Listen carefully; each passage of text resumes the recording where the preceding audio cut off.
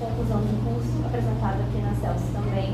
E hoje eu vim trazer um pouco, de forma informativa, alguns pontos interessantes que eu acho legal que a gente possa discutir e debater. Uma breve introdução ao tema é que, obviamente, todo mundo sabe que a tecnologia hoje domina tudo que a gente faz. Né? Basicamente, você pode fazer tudo online, tudo virtualmente, de todas as formas, em todos os âmbitos. Então, é necessário que a gente consiga entender que, mesmo com o avanço da tecnologia, ela também pode trazer prejuízo à nossa saúde mental, a depender do tipo de relação que a gente desenvolve com essas tecnologias. E é isso que esse trabalho vem falar um pouco. É claro que quando eu e meu grupo produzimos esse trabalho, existem vários eixos temáticos que a gente pode falar dentro de tecnologia e saúde mental, mas hoje especificamente eu vou falar 5 pontos com vocês que eu acho que são muito interessantes. O primeiro dele é as redes sociais e a autoestima. Talvez esse não seja um debate tão novo para todos nós, porque é muito dito, existem documentários, séries, filmes, artigos que falam muito sobre isso. Mas o que eu acho que é interessante para nós, como estudantes de psicologia e futuros psicólogos, que a gente entenda sobre esse assunto.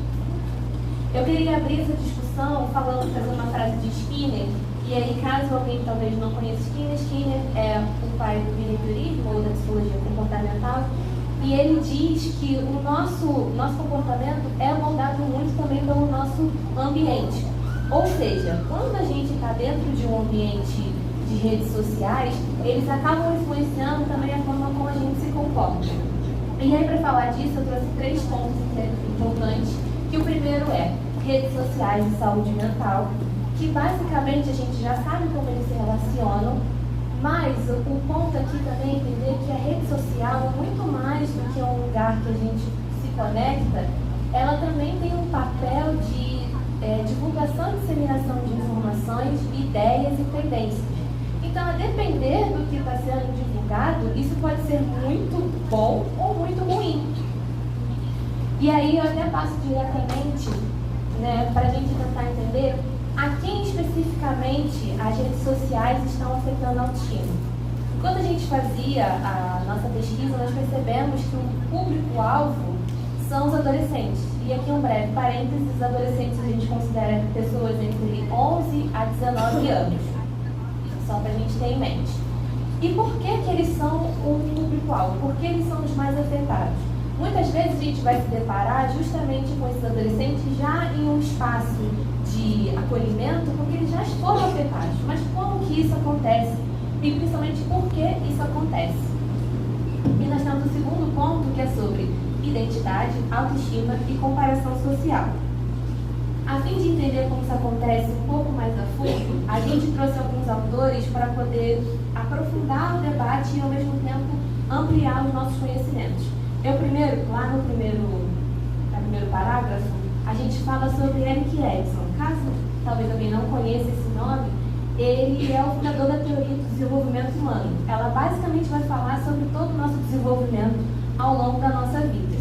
E sobre a adolescência, o Erikson vai falar sobre 2 pontos muito importantes que nos ajudam a entender essa relação com a autoestima. A primeira é a identidade versus confusões de papéis e, posteriormente, intimidade e isolamento. A primeira, sobre identidade e confusão de papéis, é justamente aquele momento da adolescência que a gente está se descobrindo, se conhecendo quem é, o que gosta de fazer, com quem gosta de andar, absolutamente tudo sobre a nossa personalidade. É importante manter em mente que todos nós já passamos por isso, as próximas gerações também vão passar, então não é que a rede social é ruim porque ela faz os adolescentes se questionarem quem são. Não. Mas isso é um processo natural que todos nós vamos passar. O importante ter em mente é como a gente vai passar por isso. E aí, quando tem esse ambiente virtual, as redes sociais se apresentam como um espaço de autoapresentação. Então, eu sou adolescente, estou começando agora a minha exposição nas redes sociais, eu vou lá, boto uma foto, ou exponho um gosto, curto um vídeo, esperando que aquelas pessoas que estão no meu círculo, que são meus amigos ali naquela rede social, que elas gostem, que elas curtam, que elas compartilhem, que elas divulguem, porque é o momento que a gente está esperando ser acolhido. É o momento que a gente está se colocando no mundo a primeira vez para sermos acolhidos. acolhidos. E disso pode sair duas coisas muito importantes. Ou a pessoa vai se sentir acolhida e vai sentir que achou um espaço para si, que finalmente se sente em algum lugar, ou vai gerar uma sensação de isolamento. Poxa, eu fui para as redes sociais, eu estou conectada teoricamente globalmente e eu não agrado a ninguém, que é justamente o segundo ponto que o Erickson vai falar sobre intimidade e isolamento. Se eu consigo me conectar com outras pessoas, e aí, que não é só um cunho virtual, né? Então eu tenho uma rede de apoio, mas se eu também não consigo, poxa, quem sou eu? Como que, dentro de um monte de pessoas que existem, como que eu não consegui agradar ninguém? Como é que o meu gosto não é compatível com o de mais ninguém? E aí, é muito importante a gente ter uma distinção entre os dois pontos de autoimagem e autoestima. A autoimagem é a ideia corpórea que eu tenho de mim mesmo. Então eu me olho no espelho e falo, eu tenho cabelo cacheado, os olhos da portal, eu sou alta, eu sou baixa, eu sou magra, eu sou mais cheinha. Então é exatamente o que a gente vê.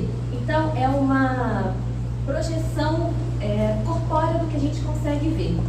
Já a autoestima, ela é uma valorização subjetiva. Então, meu cabelo cacheado, eu dou um valor bom ou um valor ruim a isso? Eu acho que é bonito ou eu acho que é feio? Eu ser alta, é bom ou é ruim? E tudo isso depende. Só que pensem, quando você não tem isso certo na sua cabeça, quando você não consegue se reconhecer, quando você não se entende ainda, tudo isso fica muito mais confuso. E para o adolescente que está passando ali pela fase de desenvolvimento, eles também não têm essa compreensão tão vívida sobre si. E aí que é quando a gente começa a olhar para o amiguinho, olhar para o lado e falar, poxa, a grama do vizinho é mais verde sim. Ele sim tem a vida melhor do que a minha. E às vezes, quem disse que às vezes uma outra pessoa tem um celular que você não tem, significa que ela é melhor ou pior que você? Ou que você deve se sentir pior por causa disso? E aí a gente fala justamente sobre a teoria da comparação social, que como o próprio nome já diz, nós como indivíduos temos a tendência a querer nos comparar com o outro, porque a gente olha no outro o que sente que falta na gente. Percebam que não é sobre estar faltando em mim, é sobre achar que está faltando em mim. E é justamente o que esses adolescentes, quando eles estão expostos e eles não têm uma guia, como eles não conseguem, às vezes, se expressar sobre isso, que eles caem na própria armadilha de acreditar que falta neles uma coisa que eles não têm como saber ainda. Eles estão no processo de formação de identidade. E aí eu trago dois autores, Silva e Jacob e Pena Forte, que vão ressaltar que o corpo também é uma construção social.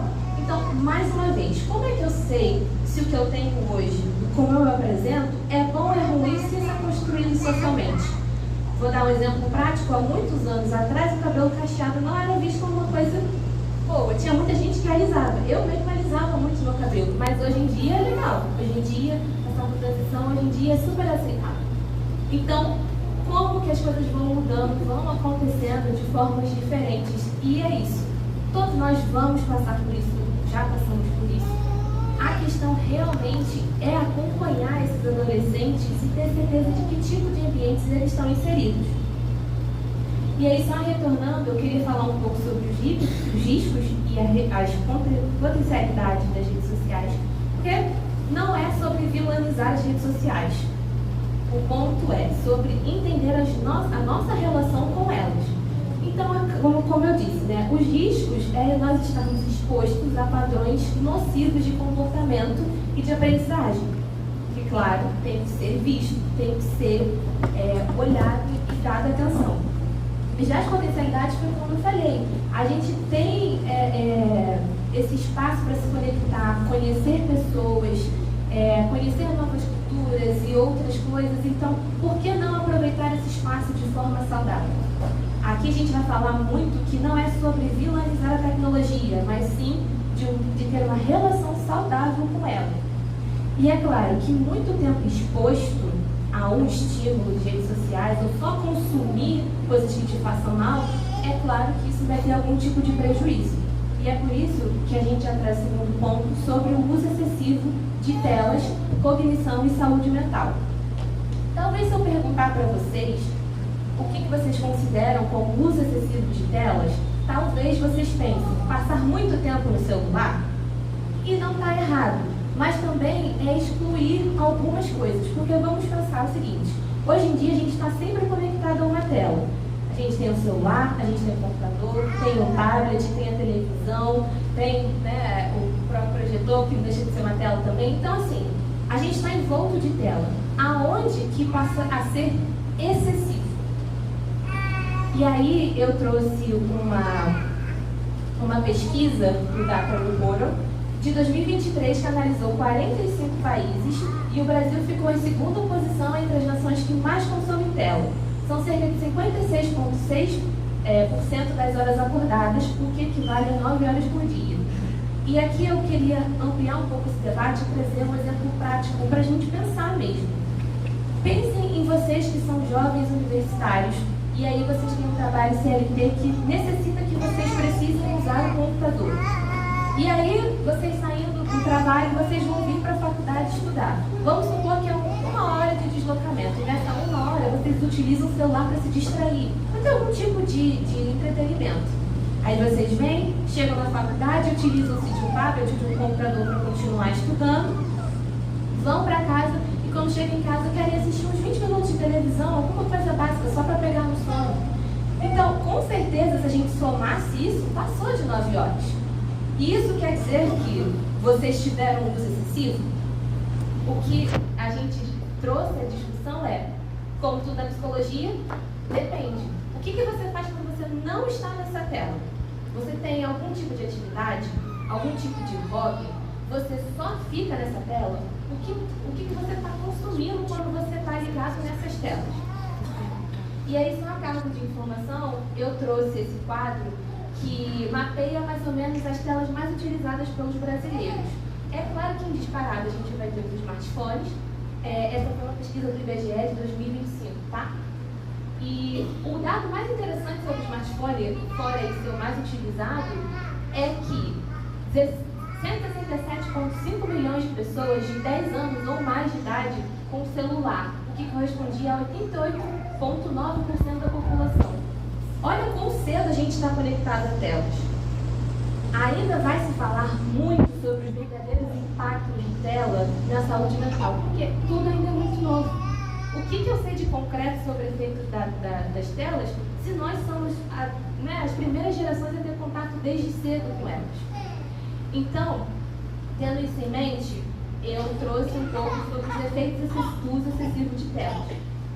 E aí, eu queria falar que não existe um consenso, porque quando a gente fala sobre uso excessivo, também as pessoas pensam muito diretamente sobre limites, tá? Então é sobre limitar.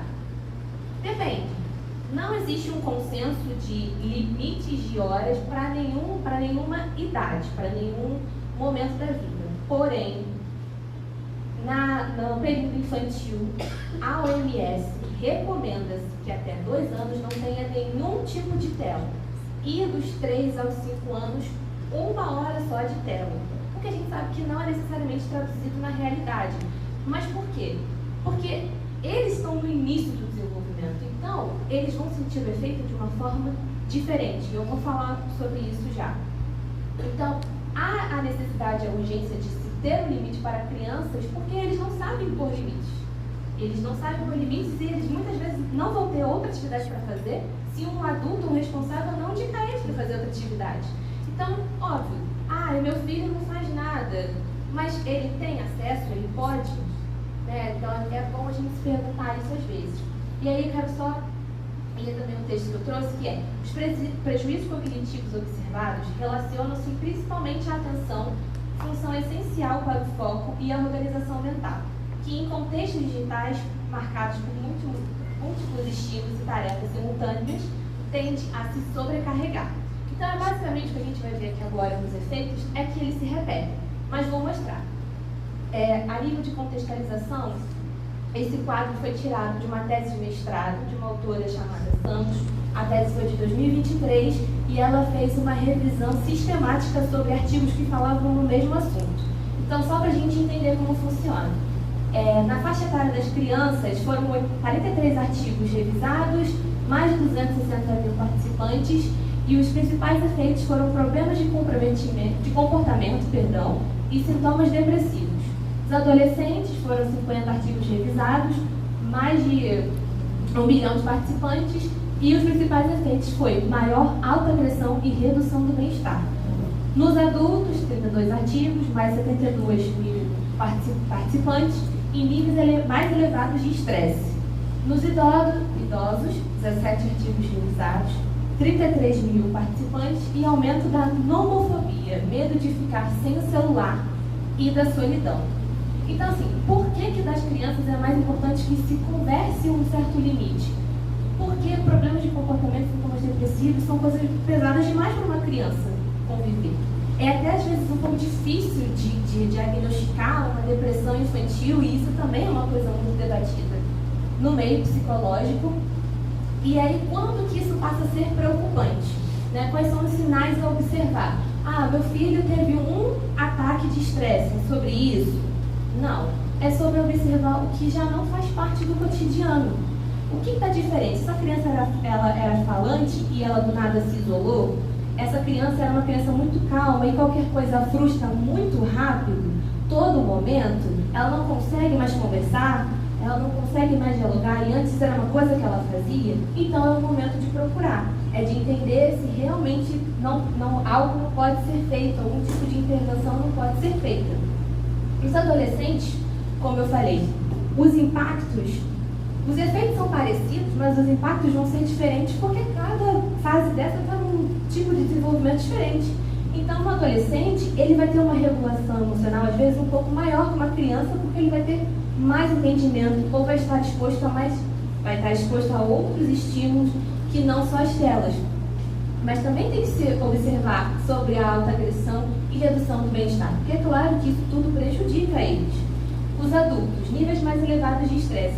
Esse aqui é até um pouco amplo demais, porque se você pegar um adulto, todo mundo é um pouco estressado com alguma coisa e faz parte do dia a dia, faz um pouco parte da vida adulta. Não deveria, mas isso é outra discussão. Então, assim, como saber que aqui o nível de estresse foi por conta do efeito de tela?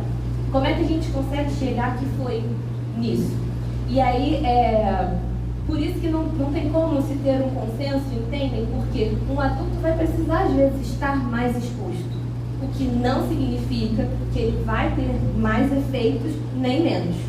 Então, tudo isso é um debate. Se eu estou realmente trazendo para a gente pensar, ou continuar como comunidade pensando, escrevendo, falando sobre isso.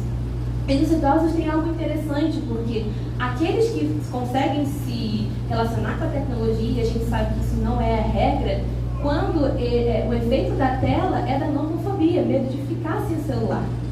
E chega a ser interessante a gente pensar sobre isso, né? E da solidão, porque, como eu disse, são tipos de aparelhos ou de ferramentas que ajudam na inclusão. Então, é o momento que esses idosos têm de se sentir incluídos, de conversar, de se distrair, de às vezes jogar um joguinho.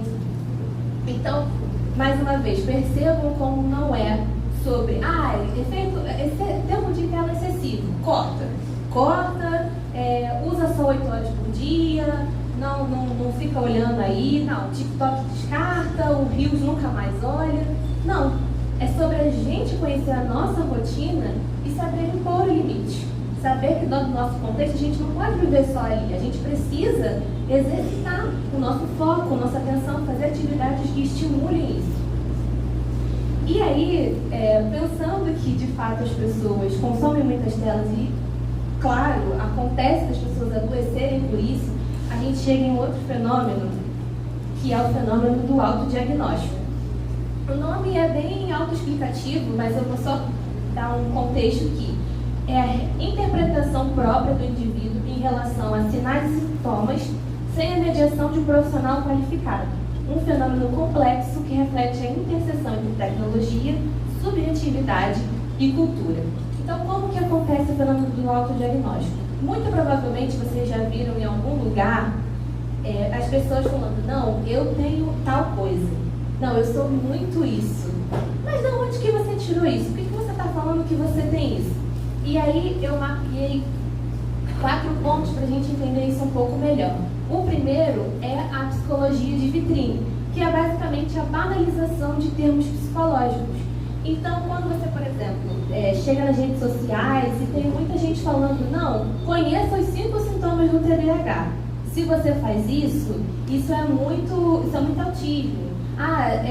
Faça o teste para descobrir se você é bipolar. Então, assim, é muita banalização e sem um aprofundamento técnico. Tem muitos psicólogos que utilizam as redes sociais para divulgar seu trabalho, para divulgar psicologia. E é um trabalho muito bom, mas às vezes tomar cuidado se esse conteúdo que a gente está divulgando, simplificando até para atingir mais públicos, não acaba sendo o que atrapalha. Porque a gente sabe que quando fala sobre sinais e sintomas, para que as pessoas conheçam sobre isso, a gente sabe interpretar. A gente aprende isso na faculdade. Mas uma pessoa leiga vai olhar lá e falar, eu tenho tudo isso. Eu tenho tudo isso, eu sou muito isso. E aí é quando a gente chega na psicossomatização digital, que é, eu acredito que eu tenho isso, eu incorporo que eu tenho isso e eu começo a forçar ou de fato exibir sinais e sintomas. Então, a pessoa, ela amplifica a sugestão e traz para si como se fosse uma grande verdade. Não, eu tenho muito isso. Nossa, eu olhei para esse campo da bipolaridade, depressão, ansiedade e mudança de humor. Gente, eu tenho tudo isso. Eu faço isso sempre. E essa é uma coisa normal de acontecer. Às vezes, quando a gente está estudando psicopatologia, o que mais acontece? A gente vai sintoma e fica, nossa, eu tenho isso. Nossa, eu tenho isso também. Mas tudo cabe à interpretação que uma pessoa leiga não vai ter. E aí a gente tem 3 caminhos possíveis que essas pessoas geralmente tomam. O primeiro é o da automedicação, também é autoexplicativo, mas é quando a pessoa decide tomar algum tipo de medicamento sem acompanhamento de um profissional qualificado. E aí isso pode gerar várias consequências, mas dentro delas pode levar à dependência, a resistência medicamentosa e até o agravamento de quadros mentais.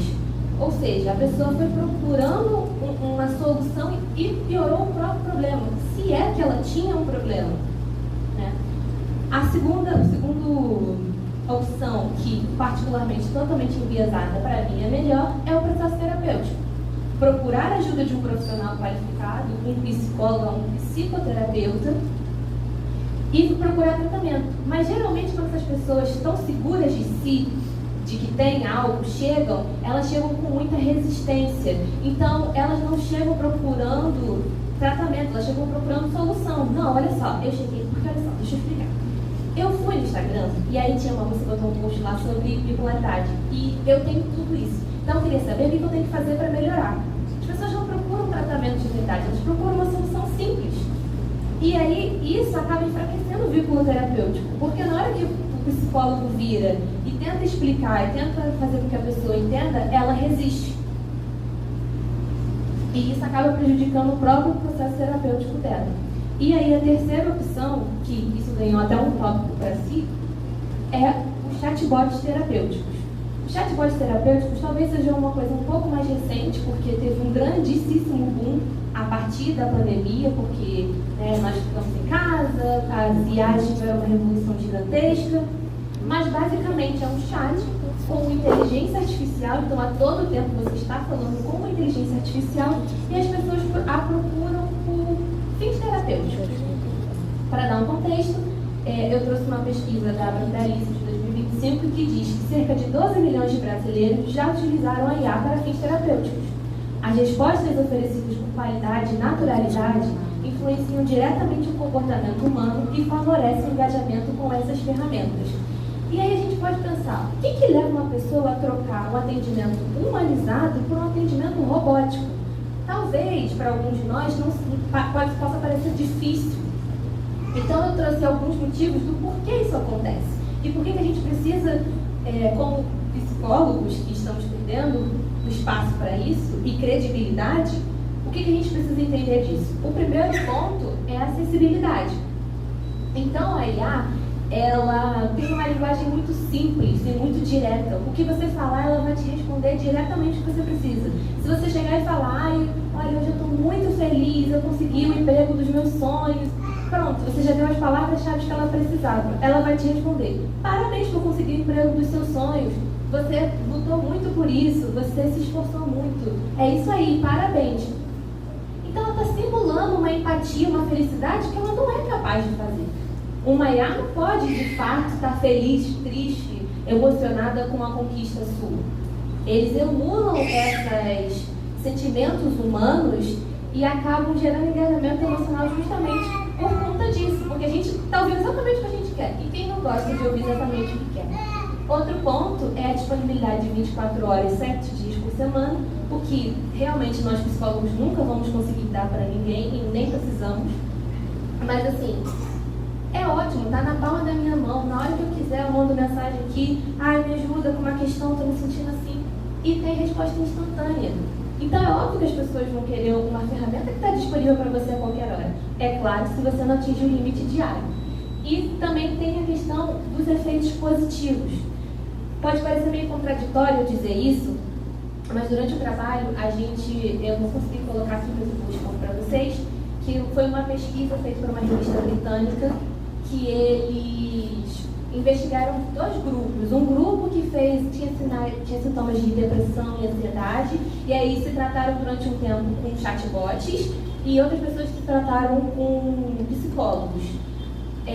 Claramente os psicólogos ganharam, só que o chatbot chegou muito próximo ao efeito de um terapeuta. A melhora maior foi com um profissional, mas é interessante a gente pensar que, de repente, para um caráter mais emergencial, a IA pode ser uma boa solução. A pessoa está em crise, a pessoa está precisando, a pessoa precisa desabafar.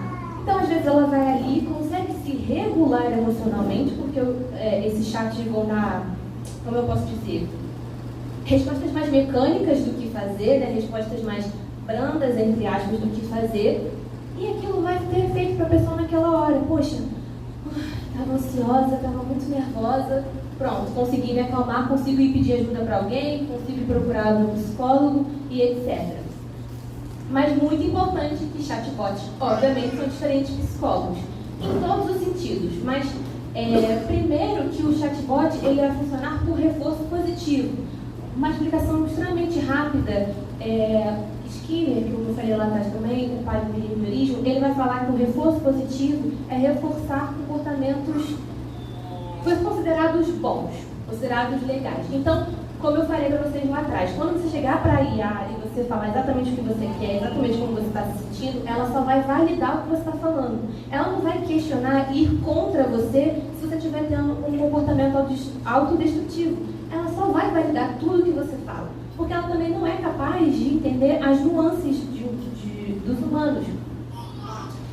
O próximo é o raciocínio psicológico, porque, como eu falei, a IA vai até um ponto, mas o raciocínio psicológico é a capacidade nossa profissional de montar um tratamento ou montar um planejamento para cuidar de uma pessoa. Então, a anamnese que a gente faz, as entrevistas que a gente faz, as sessões que nós fazemos, nada é por acaso. Tudo monta um caso, tudo monta evidências para a gente poder ajudar essa pessoa. O chat não faz isso. Ele não pensa sobre isso. Ele está tratando exatamente o que você leva todas as vezes. E por fim, o CFP aqui. Temos aí nossas controvérsias, mas ele às vezes se posiciona com alguns psicólogos, que ele diz que soltou várias notas condenando as IAs que elas não são e nem substituem de forma alguma o psicólogo. E por que isso é importante? Porque tem um órgão que nos representa para a gente poder voltar para as pessoas e falarem, olha, se você se trata com um chatbot, tá aqui, ó, não dá. Não dá, ele não é psicólogo, não dá mesmo. Se você preferir, ok, mas vamos fazer essa diferenciação muito importante, que uma coisa não substitui a outra. E aí, sobre riscos e limitações, confiabilidade. Como é que eu sei que o que ele está falando é certo? Por que eu vou seguir o chat? Ele estudou como nós 5 anos, se especializou, fez 300 cursos, foi a 300 palestras, um monte de congresso. Então, onde ele tirou essa informação? Não faço a menor ideia. Complexidade, como eu disse, só vai até um certo ponto. Ele não é capaz de entender a subjetividade humana. Então, nossos problemas são muito complexos, até pra gente. Nem o psicólogo domina isso, como é que a gente espera que a IA consiga? E isolamento, agravamento, eu trouxe um exemplo para vocês, que também está no trabalho, que vai fechar tudo isso bonitinho. Teve uma entrevista da BBC News uma jovem que morava na Ucrânia e ela já ficava há um tempo em contato com o chat GPT em específico, e ela tinha ideações suicidas e comportamento depressivo, e teve um dia que, muito desregulada emocionalmente, ela disse que tentaria terminar com a própria vida.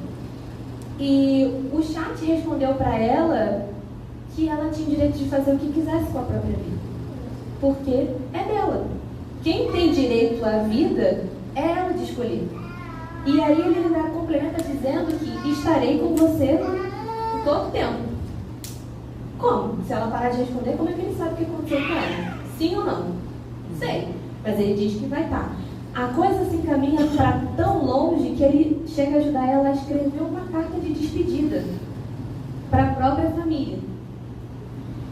Deu o final feliz, afinal feliz assim, a moça não fez nada, tá? Não é para ser uma história trágica, mas resume tudo o que eu estou falando. Ele validou o que ela falou, ele não entendeu a complexidade de terminar uma vida. Não é sobre validar o que ela está sentindo.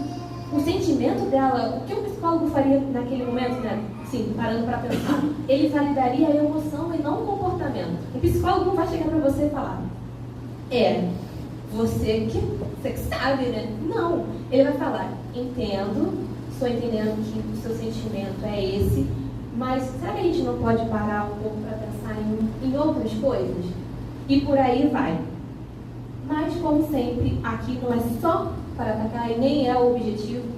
É realmente para mostrar os dois lados, e eles precisam ser mostrados com todos os pontos, que são as potencialidades. Como eu disse, as estratégias que podem funcionar, uma aproximação inicial. Então, às vezes, também a pessoa vai ter algum estigma com a terapia. Por que essa pessoa está indo para o chat? Por que ela não procura um psicólogo? Eu não incluí ali, mas eu também acho que é algo interessante a gente pensar que a terapia também não é tão acessível quanto ela deveria ser. Existem sim terapias sociais, existem sim os SPAs, mas poderia ser mais, né? Então, às vezes, as pessoas vão procurar porque é o único recurso que tem. É o que elas precisam para se ajudar. Mas, às vezes, também ajuda a reduzir estigmas, porque tem gente que pensa que terapia é coisa de maluco. Não vou procurar terapia, perder tempo, perder dinheiro. As pessoas acham que é perder, sendo que você literalmente só vai ganhar. E aí, também falando sobre o potencial das IAs, né, que a gente vai chegar no nosso último tópico,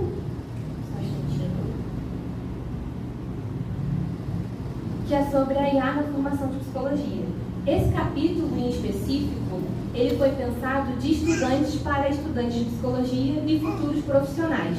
Então aqui é tudo voltado para nós quanto psicólogos e futuros psicólogos. É claro que muitos de vocês vão pegar a IA agora conforme vocês vão passando na graduação, vocês vão ter muitos encontros com isso, e é por isso que é tão importante que a gente fale sobre isso enquanto ainda está no início, para nem se criar nenhum estigma ruim sobre. Então, o contexto, né? A IA no processo de formação do profissional de psicologia tem transformado as formas de produção, acesso e transmissão do conhecimento. Embora amplie as possibilidades, seu uso cada vez mais abrangente também suscita importantes questões éticas. Para a gente entender isso da forma mais dinâmica possível, eu trouxe o que eu particularmente chamo do ciclo de retroalimentação da IA. E aí eu vou passar ele junto com vocês. Primeiro a gente começa, obviamente, no uso da IA. Então eu sou graduada, conheço a IA, e aí, mas que ferramenta é essa? É nova? Como é que usa? Para que serve? E aí a gente vai aprendendo que ela serve para muita coisa. Que ela ajuda a fazer trabalho, que ela ajuda a gente a estudar, que ela ajuda a gente a personalizar as coisas que a gente precisa. Então tudo isso se mostra positivo. Aí das primeiras vezes a gente usa tipo um pouco de culpa. Eu não sei se eu deveria estar usando a IA. Mas é uma ferramenta que ajuda, né? Não, eu vou usar só mais um pouquinho, não tem problema. E aí a gente vai usando e vai usando. Aí na primeira vez deu tudo certo, não deu nada de errado. O professor não pegou o uso de IA, deu tudo certo, que ótimo. Só que a gente continua usando e usando.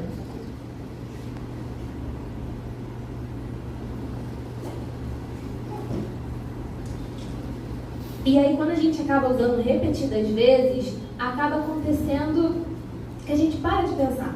Aí a gente começa, na verdade, a pensar assim, cara, tem uma tarefa muito chata para fazer. Mas eu não estou com vontade, a entrega é semana que vem, eu não faço ideia de como fazer isso. Eu acho que não tem nada de mal eu perguntar como é que faz, né? Vou perguntar lá como é que faz. Aí você pergunta, ai, mas precisa de mais isso. Não, mas já que fez, tá, termina então aqui logo pra mim. E aí, de repente, já foi metade de um trabalho, aí de repente já foi alguma coisa que às vezes a gente até deixa de olhar. Porque o primeiro passou, o segundo passou, o terceiro passou, você pensa, tá bom, o quarto vai passar também, e aí na próxima eu estudo, eu faço, vai dar tudo certo.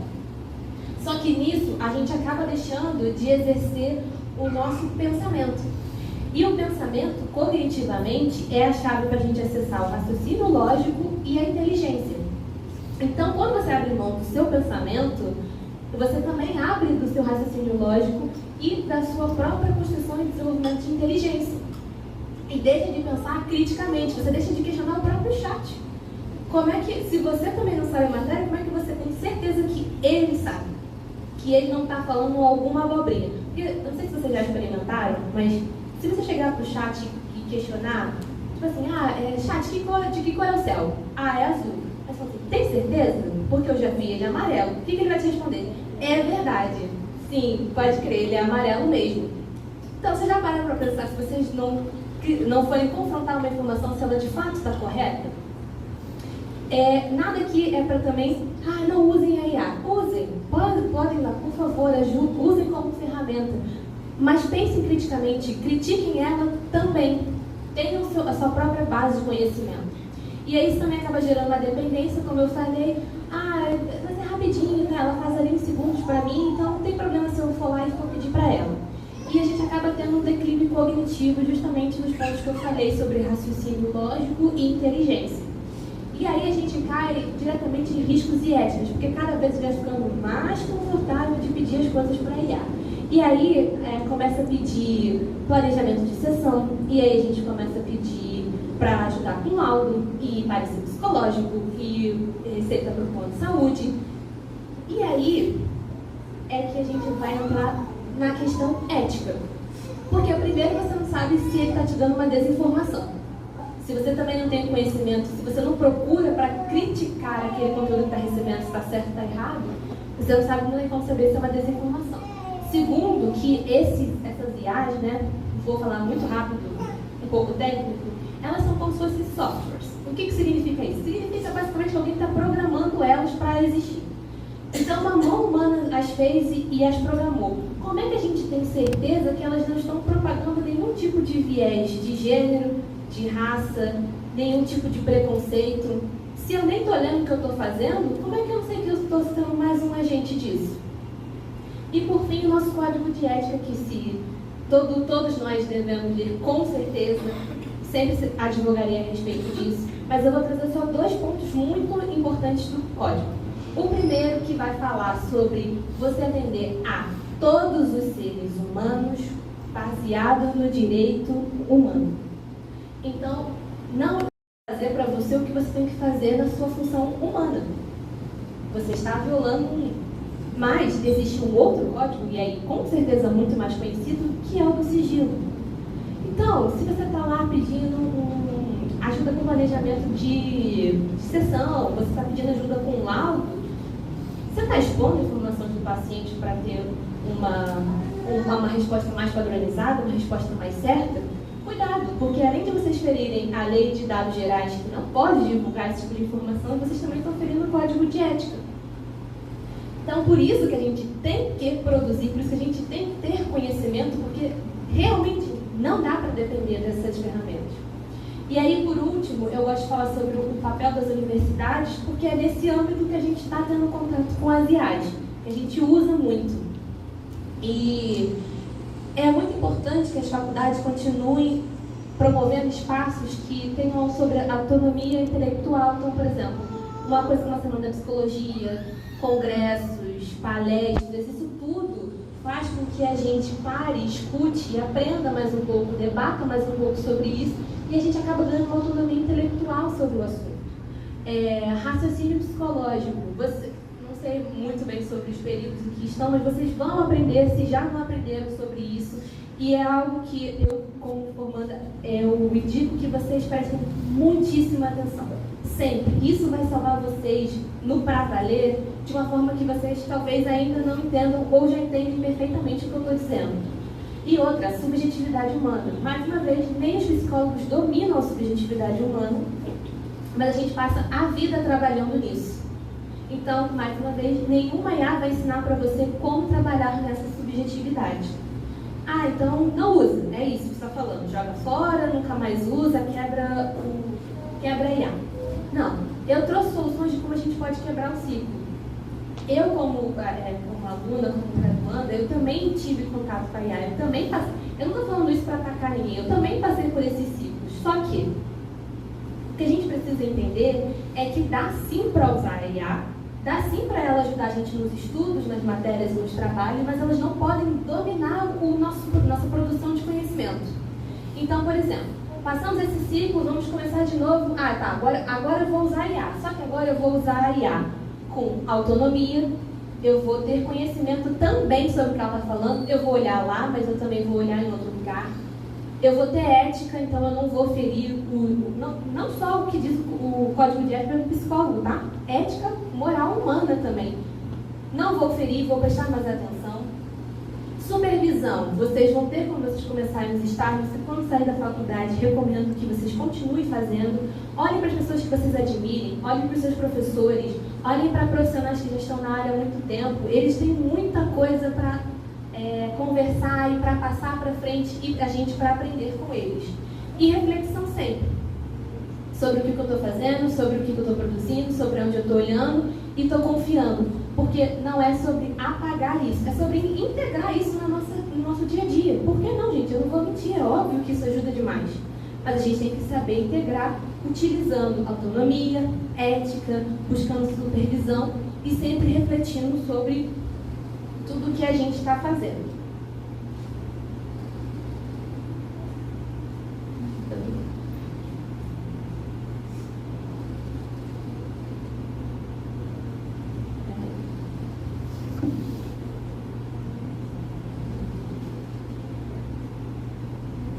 Então, só para fazer uma soma do que eu conversei com vocês agora, esse trabalho, ele não preocupa-se em trazer respostas para fechar questões, mas ele procura ampliar todas essas questões que a gente trouxe. Então, como eu disse, não é sobre ela é vilã, a tecnologia é vilã, a ameaça, e ela também não é só aliada. A gente não pode ficar preso nessa dicotomia de debate, a gente tem que ampliar o que está no meio disso. Então, é sobre a construção de relações mais saudáveis com as tecnologias, exige reflexão contínua e critérios éticos. A tecnologia pode ampliar possibilidades, mas jamais substituir o compromisso ético-técnico do psicólogo. E é nessa mediação que reside a sua verdadeira função social. Então, que a gente possa sair daqui hoje com isso na cabeça, que vocês, como graduados, pensem nisso, façam um trabalho sobre isso, mexam nisso, questionem, né, procurem ampliar o saber técnico-científico de vocês, ético, ampliem sempre isso, sejam os melhores psicólogos que vocês puderem ser e vamos juntos entender como que a tecnologia ainda vai se integrar nas nossas vidas da forma mais saudável possível. E é isso, gente. Muito obrigada pela atenção de todos vocês por terem ficado aqui e muito obrigada.